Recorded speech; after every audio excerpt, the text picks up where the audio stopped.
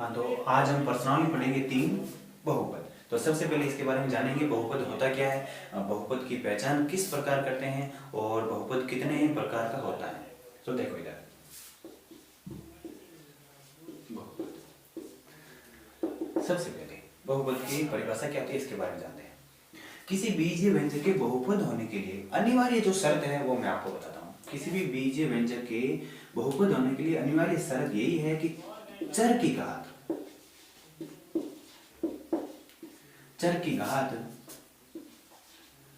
धनात्मक पूर्णांक संख्या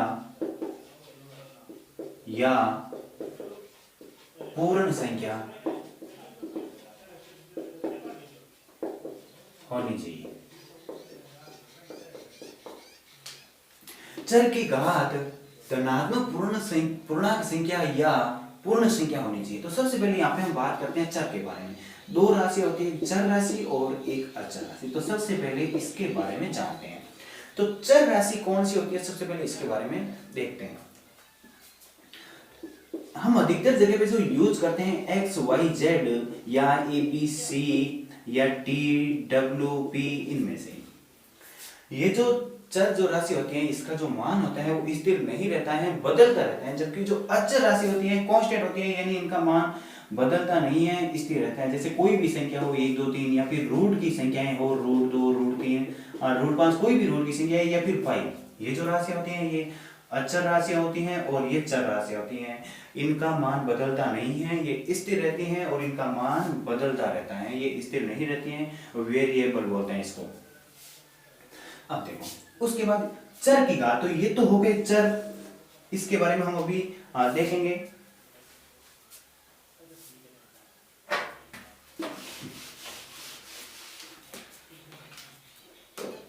अब देखो यहाँ पे मैं एक बीजीय व्यंजक लिख रहा हूं 2x² + 2x + 1। अब देखते हैं इसको ये बहुपद है या नहीं। तो बहुपद होने के लिए मैंने अभी आपको बताया था हमें देखनी है सिर्फ चर की घात। बहुपद होने के लिए हमारा ध्यान चर की घात के ऊपर जाना चाहिए। तो ये जो चर है इसकी घात को हमें देखना है। ये घात धनात्मक पूर्णांक संख्या या पूर्ण संख्या होनी चाहिए। तो सबसे पहले हम इधर देख लेते हैं धनात्मक पूर्णांक संख्या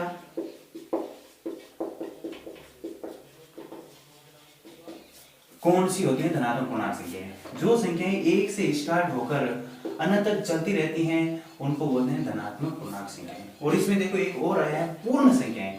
तो जो पूर्ण संख्याएं होती हैं वो 0 से स्टार्ट होकर और अनंत तक चलती रहती हैं। यहाँ पे हमें सीधा सा यही देखना है कि पावर कितनी है। यहाँ पे हम देख रहे हैं पावर आई हुई है 2 और 2 हमें पता है धनात्मक पूर्णांक संख्या। तो इसका मतलब ये एक बहुपद का उदाहरण होगा। अब यहाँ पे मैं एक उदाहरण और लेता हूं 2x की पावर -2 और +1। ये बहुपद का उदाहरण है। तो यहाँ पे हम देख रहे हैं पावर आई हुई है -2। -2 धनात्मक पूर्णांक संख्या नहीं है, तो ये बहुपद का उदाहरण नहीं होगा, ये बहुपद का उदाहरण है। तो किसी भी बीजीय व्यंजक के बहुपद का अगर पता लगाना हो तो हमारा ध्यान सीधा सा पावर के ऊपर जाना चाहिए। अगर पावर धनात्मक पूर्णांक संख्या इनमें से कोई आई हुई है तब तो वो बीजीय व्यंजक बहुपद है, अन्यथा वो बहुपद नहीं है। यहाँ पे जैसे देख लो एक पावर और ले लेते हैं 2x की पावर 1/4 और +2x + 1। ये भी बहुपद का उदाहरण नहीं है क्योंकि यहाँ पे पावर आ गई 1/4 और ये धनात्मक पूर्णांक संख्या नहीं है। अब मैं यहाँ पे तो ये तो हो गया बहुपद की पहचान किस प्रकार करते हैं बीजीय व्यंजकों में। तो हमें सीधा से यही देखना है कि उसकी पावर क्या है। ये पावर धनात्मक पूर्णांक संख्या या पूर्ण संख्या होना अनिवार्य है। अब हमारे पास कुछ संख्याएं होती है, हमारे दिमाग में चलता रहता है ये संख्याएं होती है 1 2 3 4 5, कोई भी संख्या हो 7 15 20, ये संख्याएं बहुपद है या नहीं। तो ध्यान रखना ये संख्याएं बहुपद होती हैं और इनको अचर बहुपद कहते हैं। इनको कहते हैं अचर बहुपद। ये अचर बहुपद किस प्रकार होती है मैं आपको एक उदाहरण देके बताता हूं। जैसे ये 3 है तो 3 के मल्टीप्लाई में मैं x की पावर 0 लिख सकता हूं, क्योंकि x की अगर किसी की पावर 0 होती है तो उसका मान 1 होता है, तो इसका मान हमारे पास वापस आ जाएगा 3। तो इसका मतलब हम 3 को इस प्रकार लिख सकते हैं 3x की पावर 0।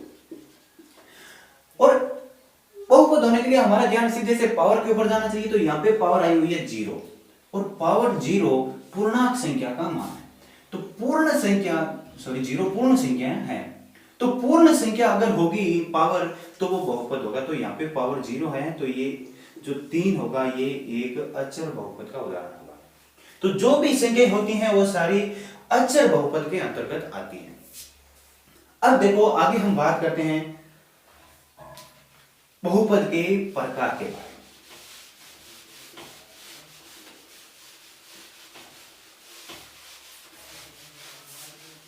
अब देखो बहुपद के जो प्रकार होते हैं उनको विशेष रूप से दो प्रकार से समझाया जाता है। एक तो होता है घात के आधार पर और एक होता है पदों के आधार पर। घात के आधार पर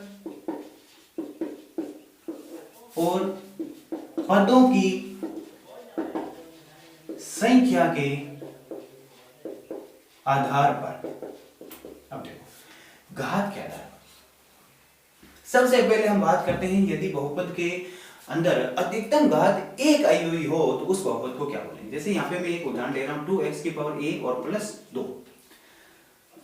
यहाँ पे पावर अधिकतम 1 है तो जो यदि पावर 1 है तो उसको बोलेंगे रेखिक बहुपद। रेखिक बहुपद या इसको एक पदीय एक घातीय बहुपद भी कहते हैं। तो पर एक पर्सन ऐसे पूछा जा सकता है कि रेखिक बहुपद किसे कहते हैं। तो ऐसा बहुपद जिसमें अधिकतम पावर 1 आई हुई हो उसे रेखिक बहुपद कहते हैं या एक घातीय बहुपद कहते हैं। अब इसके बाद हम बात करते हैं पावर 2 की। जैसे यहाँ पे मैंने पावर ले ली 2x की पावर 2x प्लस 1। हमें अधिकतम पावर को ही देखना है, जो पावर बड़ी आई हुई है उसको ही देखना है। यहाँ पे बड़ी पावर 2 है तो इसको बोलेंगे, अगर पावर 2 है तो इसको बोलेंगे द्विघातीय बहुपद। सॉरी द्विघातीय बहुपद। अब देखो अगर इसके ऊपर पावर 3 आ जाए 2x की पावर 3 प्लस 3x प्लस 1 तो इसको बोलेंगे त्रिघातीय बहुपद। तो इसी प्रकार अगर पावर 4 आ जाए तो उसको बोलेंगे चतुर्घात बहुपद।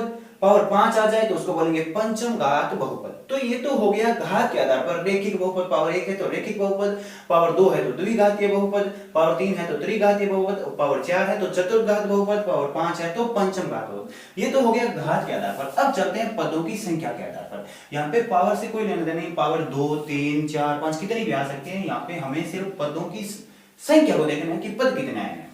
अब यहाँ पे मैं पहले उदाहरण लेता हूं। यहाँ पे देखो पद एक ही है सिर्फ 2x तो इसको बोलेंगे एक पदीय बहुपद। अगर पद 2 आ जाए 2x प्लस 2 तो इसको बोलेंगे द्विपदीय बहुपद। और इसी प्रकार यदि पद 3 आ जाए तो इसको बोलेंगे त्रिपदीय बहुपद। इसी प्रकार 4 पद आ जाए तो 4 पदीय बहुपद, 5 पद आ जाए तो 5 पदीय बहुपद। तो ये हो गया इनका पदों की संख्या के आधार पर और घात के आधार पर बहुपद का वर्गीकरण।